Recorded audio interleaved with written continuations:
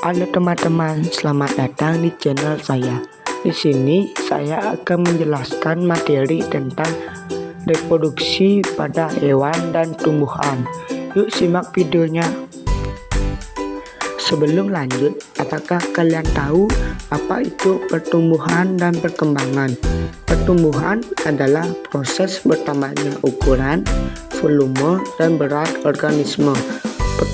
Pertumbuhan bersifat kuantitatif, artinya tidak dapat diukur secara fisik dengan satuan panjang dan berat. Perkembangan adalah proses pematangan sel-sel tubuh menuju kedewasaan. Perkembangan bersifat kualitatif, artinya tidak dapat diukur secara fisik. Tujuan pelajaran.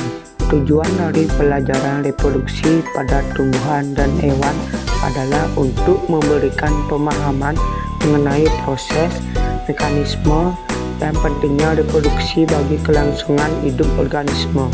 Siswa diharapkan dapat mengenal struktur organ reproduksi, memahami peran reproduksi dalam keanekaragaman hayati, dan menyadari pentingnya pelestarian spesies serta keseimbangan ekosistem.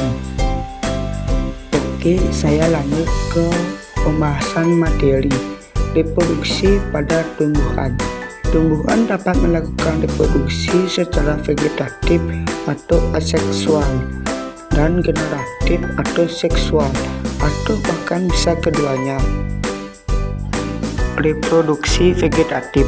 Reproduksi vegetatif atau reproduksi aseksual merupakan cara reproduksi tanpa didahului oleh peleburan sel kelamin jantan dan betina.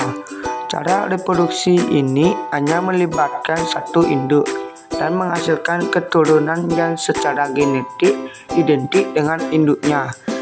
Vegetatif terdapat dua contoh, yaitu vegetatif buatan dan vegetatif alami. Yang pertama, vegetatif buatan. Vegetatif buatan adalah proses reproduksi tumbuhan secara tidak kawin dengan bantuan manusia. Tujuannya adalah untuk mendapatkan individu baru memiliki sifat yang sama dengan induk, meningkatkan mutu dan jumlah hasil panen. Dan terdapat contoh vegetatif buatan, yaitu cangkok, stek, menempel, merunduk, dan menyambung. Dan terdapat gambar, yaitu contoh vegetatif buatan dari cangkok. Yang kedua ada vegetatif alami.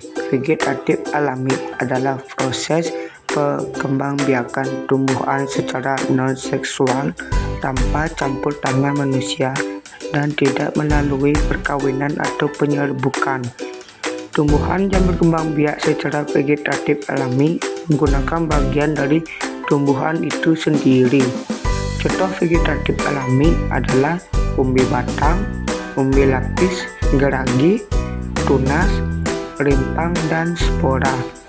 Dan terdapat contoh dari vegetatif alami, yaitu geragi. Lanjut ada reproduksi generatif. Reproduksi generatif atau reproduksi seksual merupakan cara reproduksi yang didahului oleh peleburan sel kelamin jantan dan betina.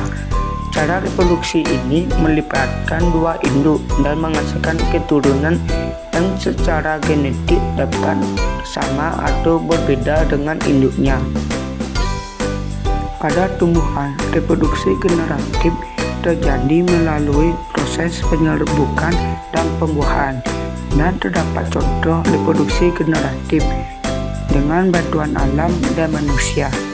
Yang pertama, anemogami adalah proses penyerbukan pada tumbuhan yang dibantu oleh angin.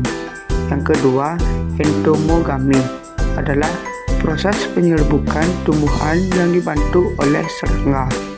Yang ketiga, ornitogami adalah proses penyerbukan pada tumbuhan yang dibantu oleh burung.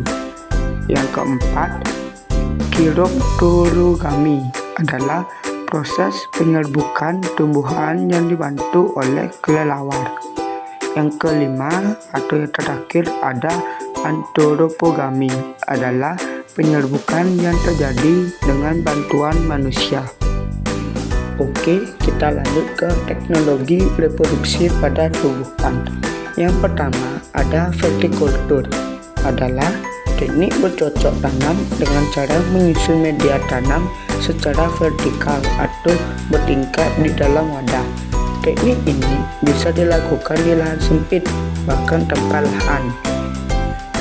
Terus yang kedua ada hidroponik, adalah teknik budidaya tanaman tanpa menggunakan tanah, melainkan mengandalkan air atau larutan nutrisi sebagai media tanam.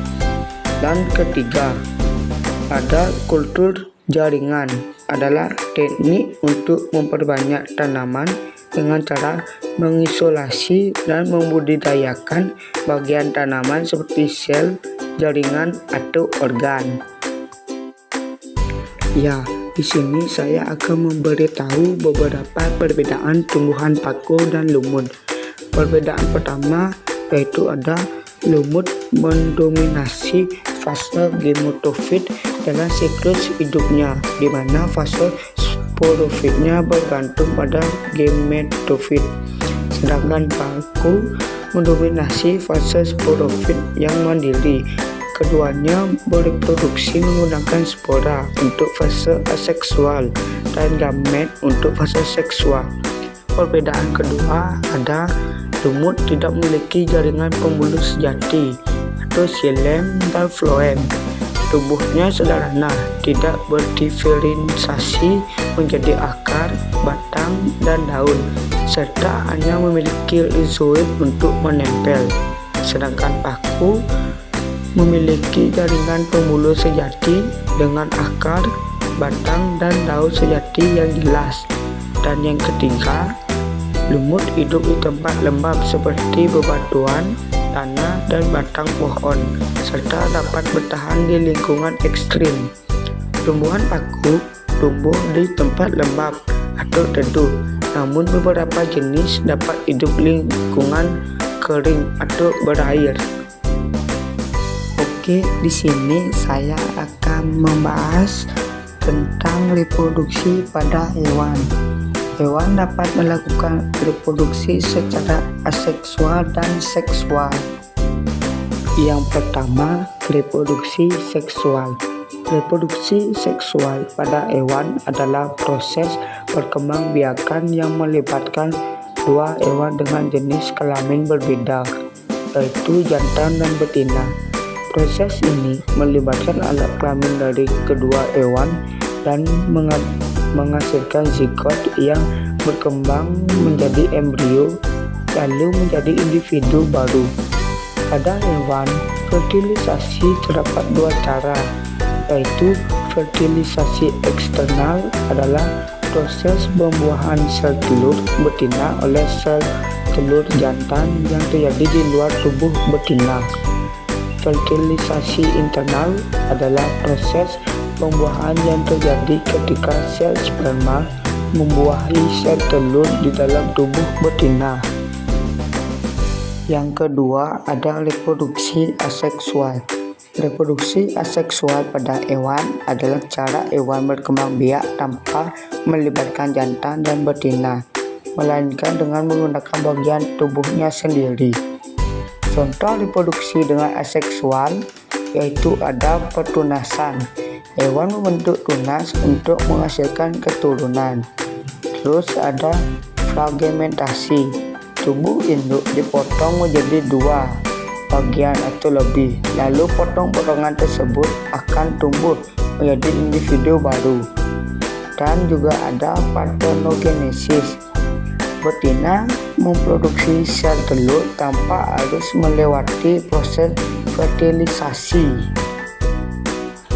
Dan pembahasan terakhir yaitu tentang reproduksi aseksual dibedakan menjadi tiga, yaitu yang pertama ada reproduksi ovipar, adalah cara berkembang biak hewan dengan bertelur.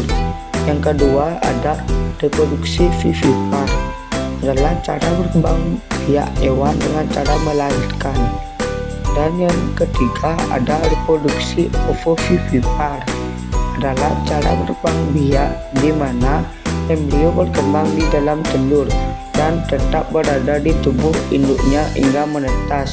Dalam sistem ini, telur tidak mendapatkan nutrisi langsung dari induk, melainkan dari kuning telur yang sudah ada dalam telur tersebut. Pada siklus hewan yang diawali dengan bertelur, ketika telur menetas hingga menjadi dewasa, bentuknya berubah-ubah. Hal ini disebut metamorfosis. Hewan yang mengalami metamorfosis contohnya kupu-kupu, katak, kecoa, dan lainnya. Berikut contoh metamorfosis pada katak. Nah, itu saja pembahasan materi tentang reproduksi pada hewan dan tumbuhan. Mohon maaf jika saya ada salah kata selama menyampaikan materi. Sekian materi dari saya, terima kasih.